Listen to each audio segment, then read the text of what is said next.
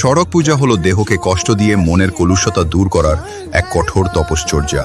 এটি মূলত প্রান্তিক মানুষের বা শিবের গাজন উৎসবের চূড়ান্ত রূপ। চড়ক পূজার প্রচলন নিয়ে একটি চমৎকার পৌরাণিক ও ঐতিহাসিক ভিত্তি রয়েছে। বান রাজার কাহিনী। পুরাণ অনুযায়ী শ্রীকৃষ্ণের সঙ্গে যুদ্ধের সময় দানবরাজ বান শিবের পরম ভক্ত ছিলেন। মহাদেবকে তুষ্ট করার জন্য তিনি নিজের রক্ত ও মাংস অর্পণ করেছিলেন এবং শিবের আরাধনায় কৃচ্ছ সাধন করেছিলেন। শিব তার ভক্তিতে তুষ্ট হয়ে বর দিয়েছিলেন।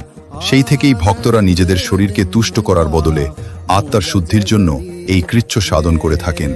কর্মফল ক্ষয়। দার্শনিক দিক থেকে চড়ক শব্দের উৎপত্তি চক্র থেকে। এটি কালচক্র বা জীবনের চক্রকে বোঝায়। চড়ক গাছকে বলা হয় শিবের প্রতীক। ভক্তরা বিশ্বাস করেন বছরের শেষ দিনে এই শারীরিক যন্ত্রণার মধ্যে দিয়ে তারা সারা বছরের পাপ বা কর্মফল ক্ষয় করছেন, যাতে নতুন বছরে নতুনভাবে জীবন শুরু করা যায়। Download ShareChat.